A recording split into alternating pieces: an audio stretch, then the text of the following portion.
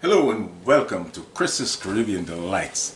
In this episode, I will be doing some cod fish cakes the way I know to do it, and that we did it in the Caribbean, that my mom did it. Cod fish cakes. It's the salted cod. You get a pound of salted cod, and you can soak it overnight, or you can boil it out for maybe 2 or 3 or 4 times. I did mine about 4 times to get a lot of the salt out, because you don't want to, because it's really salted in there. To the brine, the salted preserve is really prominent, so you need to either soak it to get that brine out, or you boil it. The quicker version is boiling it like 3 or 4 times, changing the water every time, putting fresh water in it. So I've done that, and I'm at that stage right now, in the process where I have the cod, and I broke it up into small pieces so it would boil quicker, and also the salt I'll get the salt out from in between in the meat of itself. So that's what I've done so far. So now we're going to proceed with the other ingredients that I'm going to put in there, and I'll show you the process step by step. So guys, here are the ingredients that we need for the codfish cakes. We need some potatoes. I have 3 small potatoes that I have diced, I've cut up. I'm going to boil these. Bring some water to a boil and boil them until they're tender. Then we'll crush them, we'll mash them in order to add to the codfish. Now the codfish, you have to go through a codfish to see if there is any bones in there, and just remove those bones. And then what I would usually do is put it into the small food processor and just pulse it for give it a few pulses so that we could crush it up better. I have some cilantro here. And I also have some scallion, and I'll use just about a tablespoon of butter. Also need breadcrumbs. I have half a cup of breadcrumbs here, and 2 eggs for binding. We'll whisk these eggs and add them into the mixture. Once the potatoes are done and we're starting to do that mixture. For some heat, you can add some chili pepper, and for some complete seasoning, just a little, just to give it a kick. And then there's a secret ingredient, a little bit of nutmeg, just about a pinch of nutmeg, and it gives it that that flavor that everybody's thinking, oh, what's that? That kind of stuff. So before further ado, we'll get our potatoes into the water, get those boiled, and also some lemon juice. Just need some lemon juice, like a half of a lemon. Tablespoon probably for the fish. So let's get started with our potatoes, and we'll chop all our ingredients, our green ingredients up, and we'll be right back.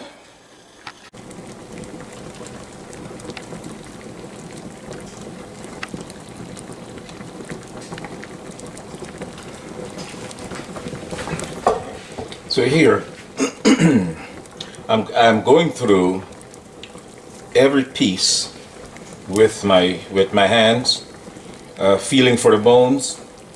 I found just a couple of bones so far, but nothing to worry about. But we still need to just go through it and see if there are any bones in there, because we don't want to put the bones into the codfish cakes and then I mean, though it may say boneless, but you might find some little bones might still be in there. So that's why you have to go through it and be careful that there are no little pieces of bones left in there, although it may say boneless catfish, so like here, for instance, here we go, here's a bone. Okay, yeah, so Yeah, so we just have to do that. So I've almost finished here. I'm gonna go through, the potatoes are still boiling, and I've cut up my cilantro and my scallion, and we're about ready to put these guys together. Okay, I'll be back. So here I brought the food processor, so that I can just crush the fish a little more to make it, you know, kind of consistent. So this is what I'll do here. I'll just pulse it a few times, just to break it up and make it nice and small. So we'll go 2 or 3 times, 4, 5, about 10 seconds, and it's good.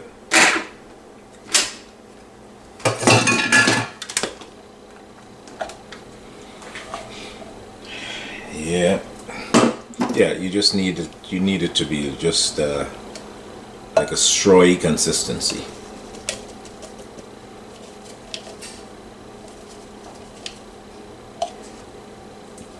And you taste it. Once you start mixing, you'll taste it, because sometimes there's hardly any salt left in there after you've boiled it out, and you may need to add a little bit of salt to bring it to your taste, depending.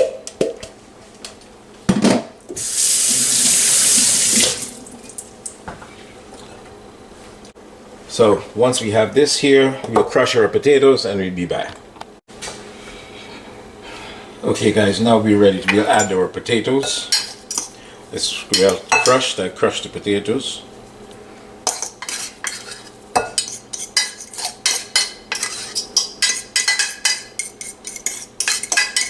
Get it all in there.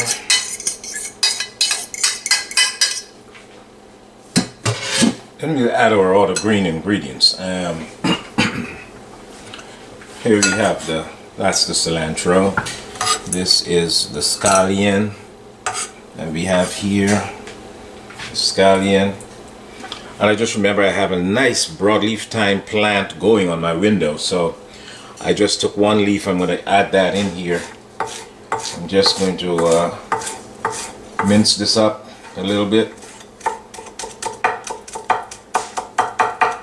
And this time the fragrance and the flavors of the fresh thyme, it's wonderful. Just give it a chop. And throw that guy in here too. So here we go. We're going to start the mixing process here.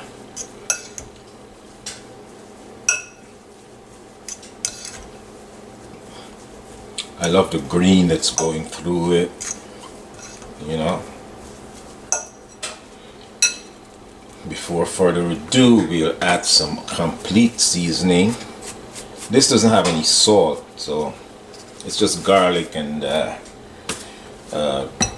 you know, dehydrated stuff, garlic and other stuff, other ingredients. It's a complete seasoning. Now we'll add our breadcrumbs.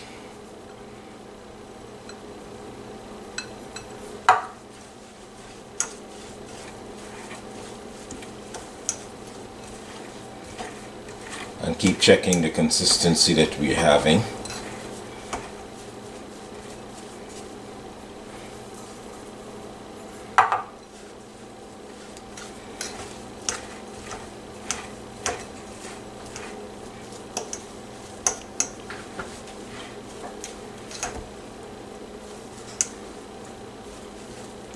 It looks good to me. The lemon.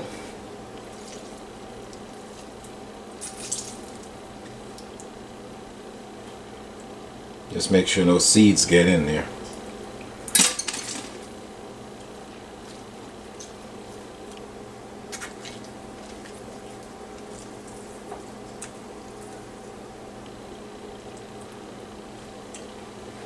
Good, that's good. Give that a mixy.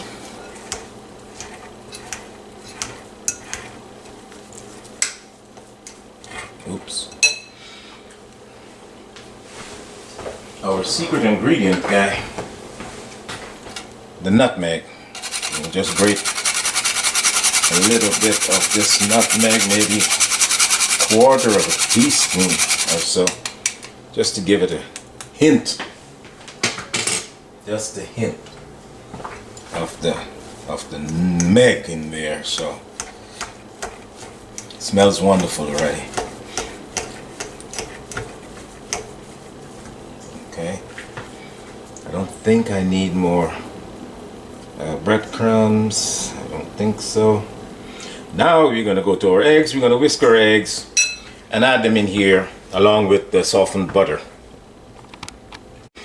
So I've just added my whisked egg, 2 eggs that I've beaten,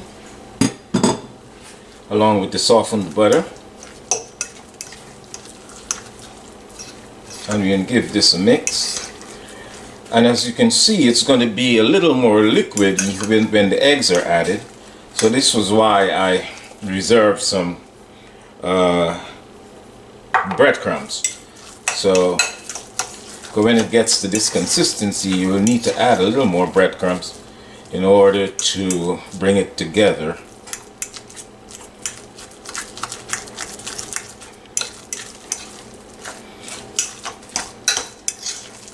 If you don't want it as sappy, or if you don't want it too wet, because the egg is going to hold it together. But so, you know, but for me, this it's a little too wet. So I'll add the rest of the breadcrumbs in here just to bring it up and give it some body, so to speak. You know, we don't want it falling apart anyway. So though the eggs are in there to stop that from happening. Oops. Okay, clean board.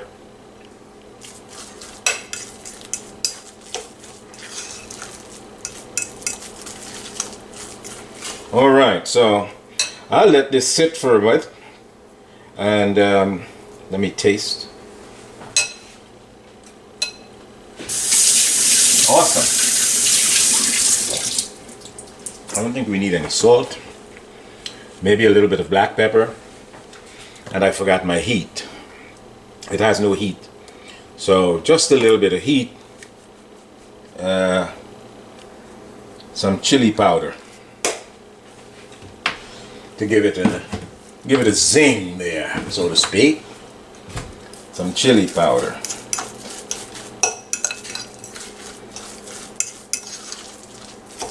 Or you can put a fresh piece of a habanero or a weary chili, any chili that's gonna give it a zing, you know, give it a little heat. So I'm gonna let this sit for a while, let everything incorporate and marinate and get in there and season itself, and just, you know, just be good to each other. And I'll be back in about 10 minutes so that I can we'll start rolling them off and putting them in the shape that we want them so that we can fry.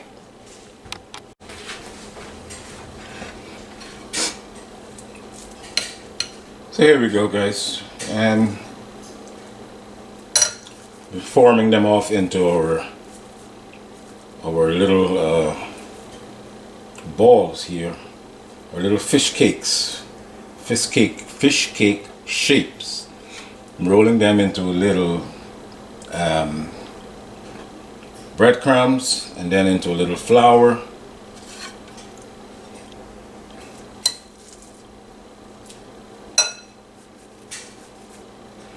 Just as to get it nice and crispy on the outside.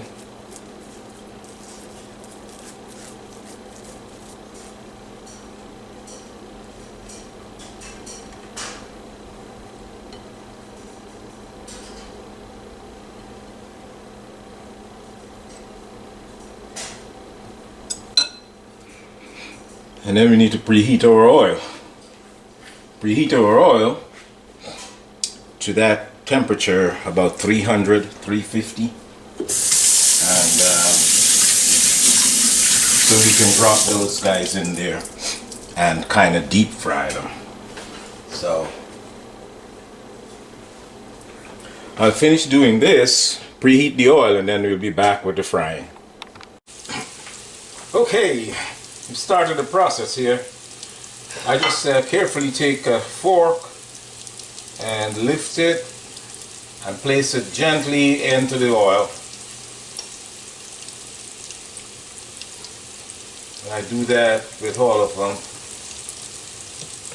And I leave a space so that they can all have their own social distancing in there, so it wouldn't sweat and become too soggy. So because if you don't leave a space in there for them to fry properly, they will certainly start to steam and possibly fall apart. So,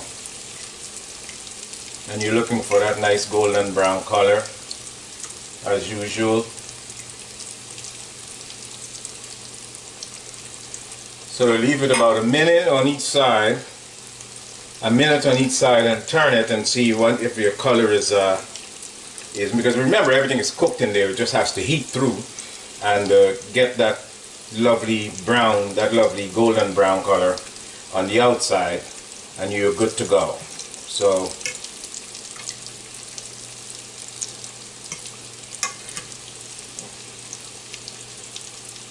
we just flip them over after about a minute.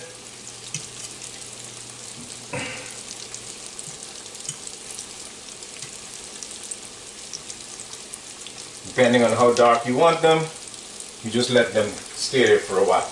And you can time them, because a minute, 60 seconds, minute and a half, it's good. And once you see you're getting the color you desire, you just flip them over, and once you flip them over and you see it's on the same color as on the other side, you can take them out. Okay?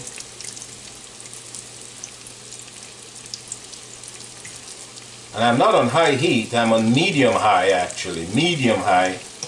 And so medium high, and it gives it that time to cook through. The seasoning is going to cook in, and you're going to get your color, your wonderful golden brown color.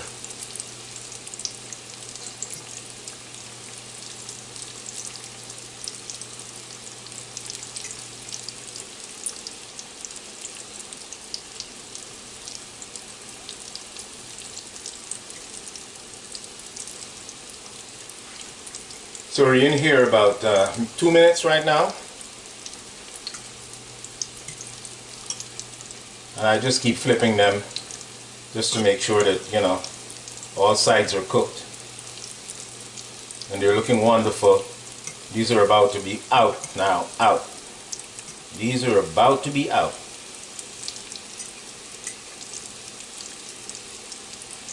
All right.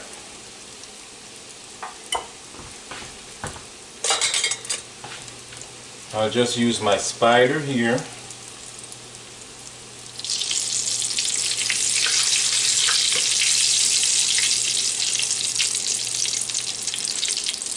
And onto a plate lined with a paper towel.